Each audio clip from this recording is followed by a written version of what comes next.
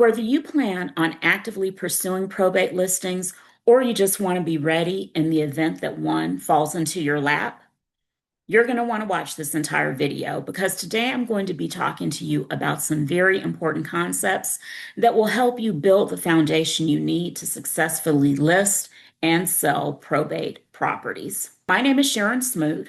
I'm a realtor and a residential real estate closing attorney in the metro Atlanta area. And my goal is to provide you with the knowledge and information that you need to be a success when it comes to probate listings. And today I'm going to be talking to you about what a probate listing is, how probate listings differ from regular listings, some statistics. I'm going to be giving you some definitions so that you know what these terms mean and you'll understand why they're so important. And I'm also going to be sharing with you why probate listings can be such a lucrative niche and why this niche is often overlooked. So let's go ahead and jump right in. The first thing that I want to share with you is some statistics. So in 2024, the average age of homeowners was 56 years old. Remember that number, 56.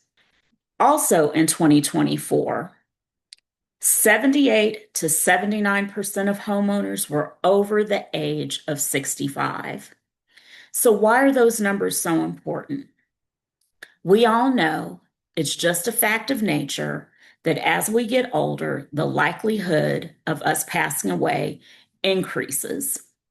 So when you think in terms of the average homeowner being 56 years old and 78 to 79% of homeowners being 65 years and older, it's real interesting, right? You can see that there is a need for realtors and real estate agents who understand how to navigate a probate listing. And the baby boomers, they're getting older and older and older, and more of them are passing away. So there is truly a need for knowledgeable agents who can navigate the probate process with these sellers. All right. So let's talk about some definitions. I want to give you these definitions because so many times people hear them and they have no idea what they mean. And as a real estate agent who's going to be handling probate listings, you don't want to be that person, okay? So the first two terms that I want to give you are intestate and testate. If someone is said to have died intestate, that means they died without a will. If someone dies testate, they died with a will.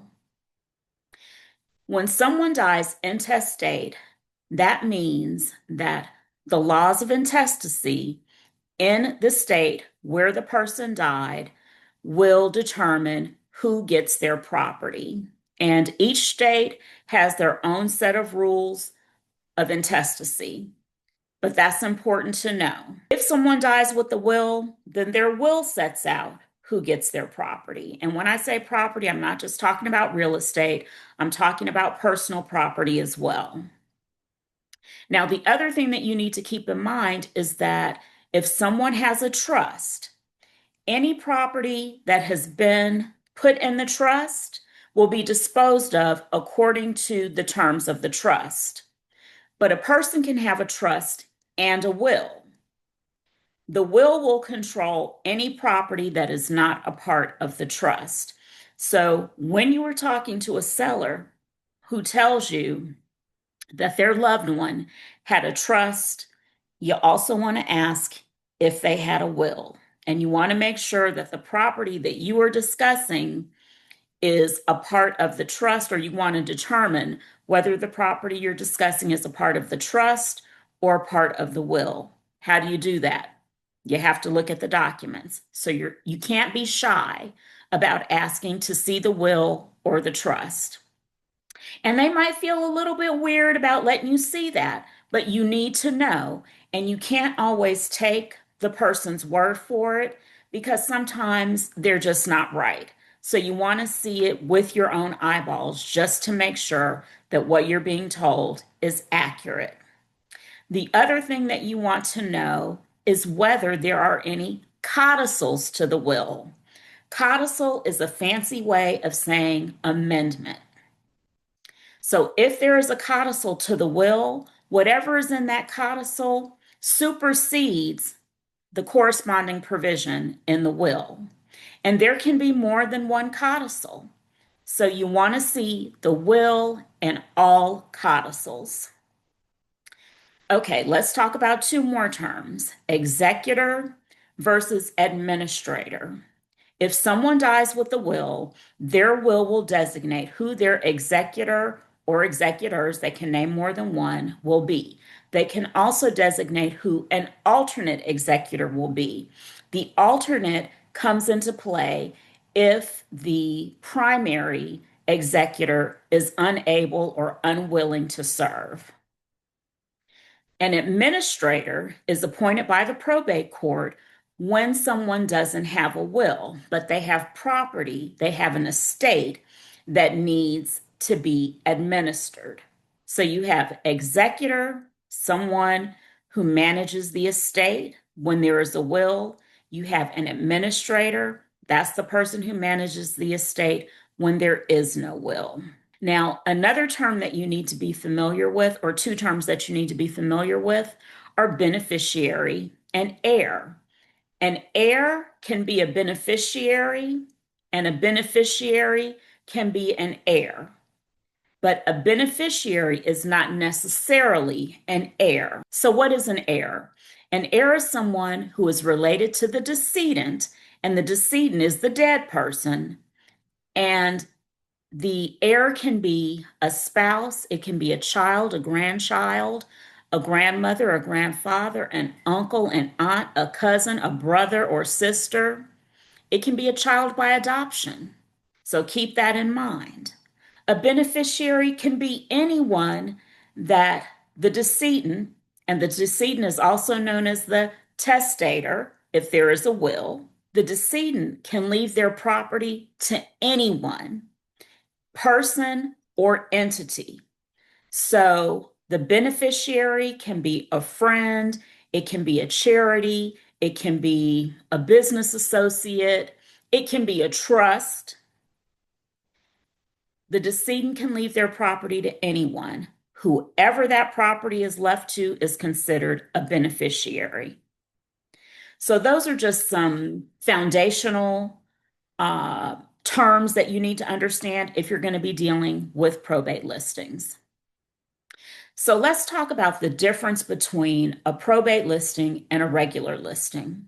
When you take a regular listing, the only thing that you're doing is making sure that the people who are signing the listing agreement are the legal owners of the property. How do you do that? By checking the real estate records, you might ask them for a copy of the deed and then go into the real estate records. And in my state, which is Georgia, we have a system called gsccca.org that we can log into, and you have to have an account to do it, just to double check that the deed that we're looking at is the most recent deed. But once you verified that the people that you were talking to actually own the property and they have the legal right to sell it, then you're good to go. If you are dealing with a probate property, that's not how it works. So let's talk about two more terms.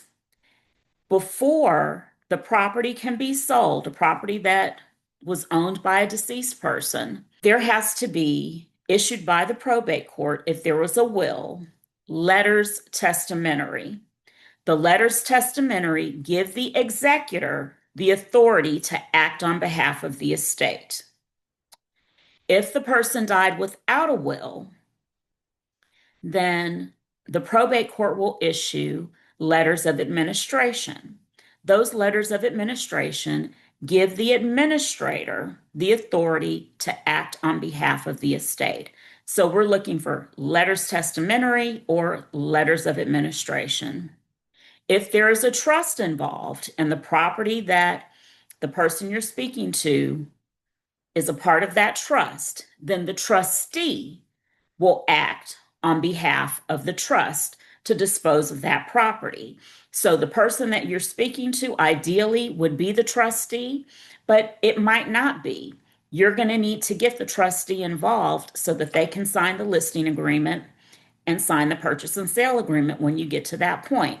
Likewise, with the executor or the administrator, those are the people who can sign the listing agreement and the purchase and sale agreement.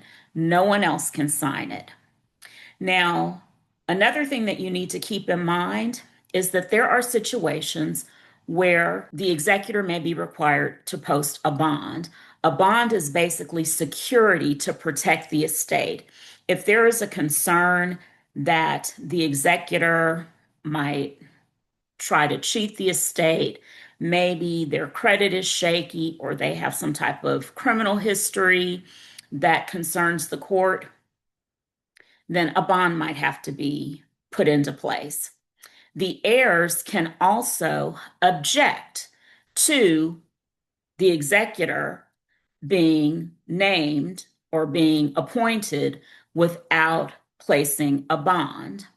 Now, the other thing that you need to understand is that in a will, the testator, that's the dead person, can specifically say that the executor shall not be required to post a bond or to file returns. Usually, the court will honor that, but there are situations where the court will say, no, this is problematic. The executor is going to have to post a bond. You may also encounter a situation where the executor or the administrator is unable to come up with the money to post the bond. What happens then? In a situation like that, someone else would have to step up to act as the administrator. If there's a will, the court is going to look to that will to see if an alternate executor has been designated. If there is no such alternate, then the court is going to have to appoint somebody to act as the executor. And I'm not going to go beyond that. It's just important to keep in mind that if the executor or the administrator can't post the bond, there are processes that can be followed to get somebody in those positions so that the estate can be disposed of. Okay, the next thing that I want to talk to you about before we go any further is transfer on death deeds. Transfer on death deeds are fairly new in Georgia, and I think that law went into effect on July 1st, 2024, so just over a year ago. A transfer on death deed allows a homeowner to designate a beneficiary who gets the property upon their death. So someone can have a will, but they can also convey property via a transfer on death deed. And one of the reasons that the Georgia legislature implemented this law is because it allows someone who maybe doesn't have a whole lot, maybe the house is really their only big asset, to dispose of the house and dispense with having to actually go through the probate process.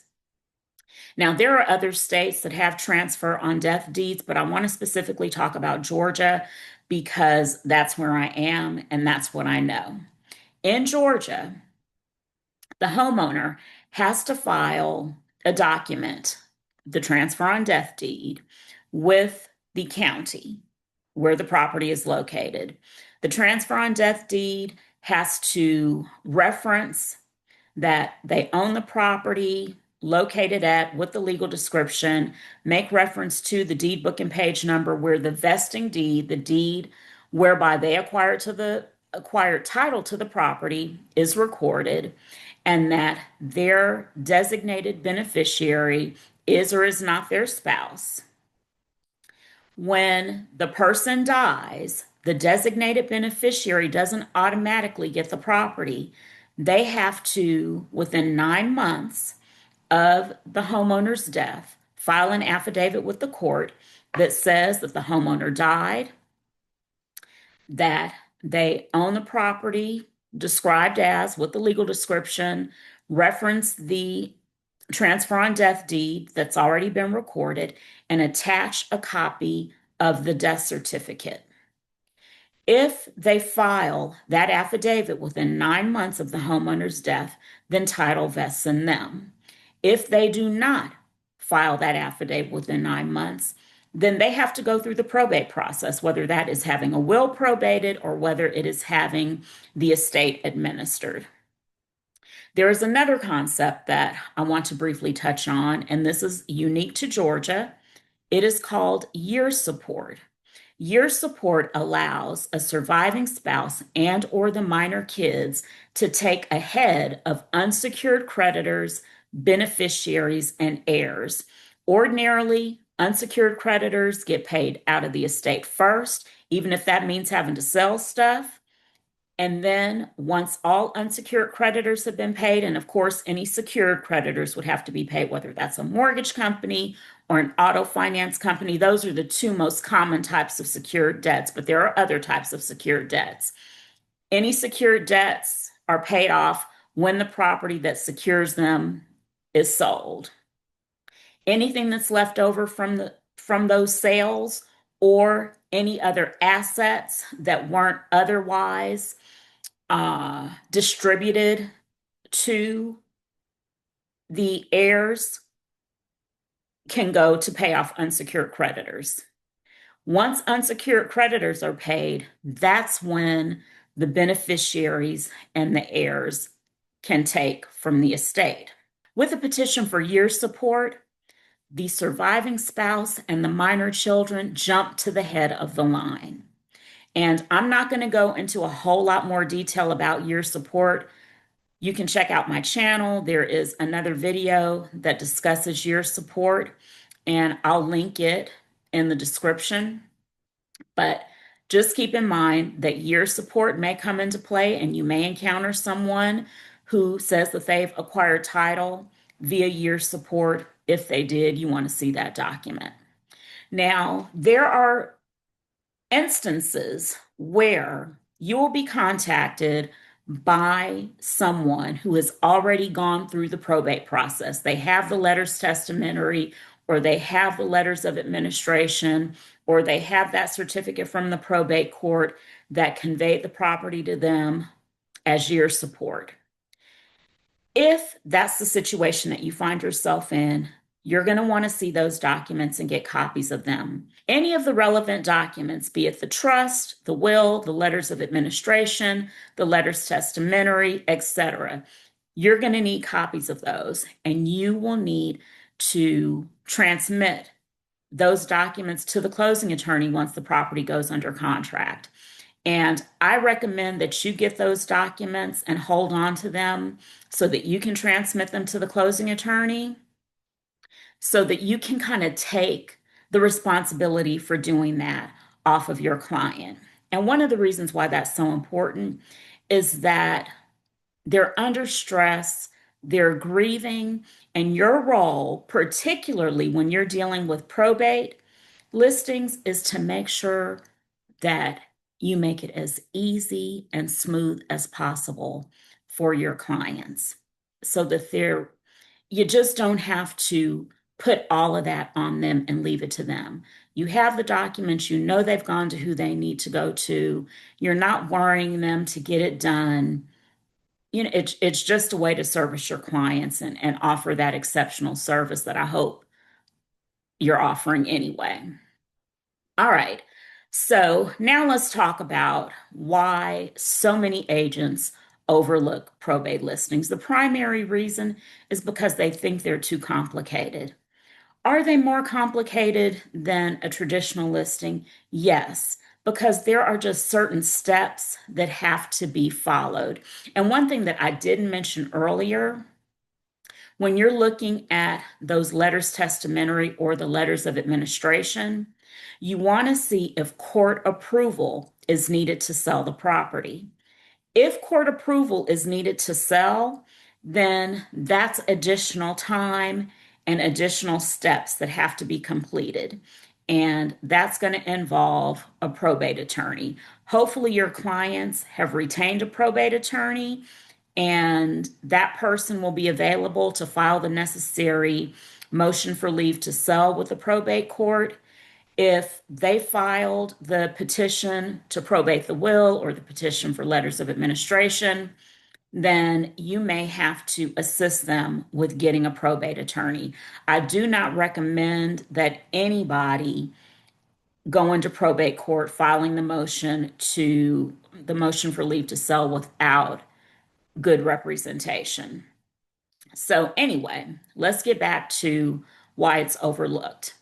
Like I said, so many agents just think it's way too complicated. Another reason that agents shy away from it is because it is an emotionally fraught situation. And I'll just give you a personal story. I moved in with my mom back in 2009 when she started experiencing some health problems.